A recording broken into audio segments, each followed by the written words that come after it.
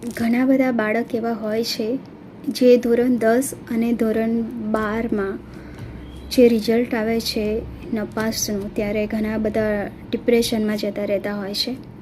અને ઘણા બધા છોકરાઓને એવું લાગે છે કે હવે મારું અંત આવી ગયો છે, હવે હું શરૂઆત ક્યાંથી કરીશ. તો સૌથી પહેલાં તો એ નપાસ થવું એ અંત નથી, એ શરૂઆત છે. તો દરેક વિદ્યાર્થીએ પોતાની અંદર આત્મવિશ્વાસ અને કોન્ફિડન્સ જરૂર રાખવો. ભગવાને કંઈક ને કંઈક સ્કિલ દરેક બાળકમાં આપી છે, એને આપણે ખાલી શોધવાની જરૂર છે. જે વિદ્યાર્થી મિત્રો ધોરણ 10 અને 12માં ફેલ થાય છે, એ વિદ્યાર્થીઓ જે વર્ષે તમારી એક્ઝામ અપાય છે એના થોડા ટાઈમ પછી એક પૂરક પરીક્ષા લેવાય છે. અને એ પૂરક પરીક્ષા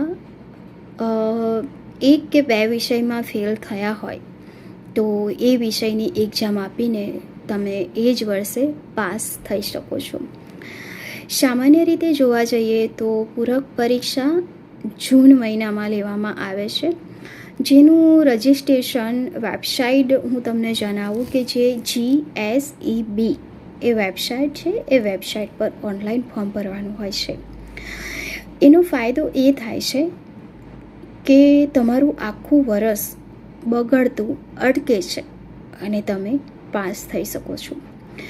બીજી વસ્તુ કે ઘણા વિદ્યાર્થીઓને બોર્ડની એક્ઝામમાં એવું લાગે છે કે હું આટલું બધું લખીને આવ્યો અને કઈ રીતે ફેલ થઈ શકું. તો એના માટે રીચેકિંગનો ઓપ્શન હોય છે. રીચેકિંગ એટલે કે જો તમને એવું લાગતું હોય કે તમારી અપેક્ષા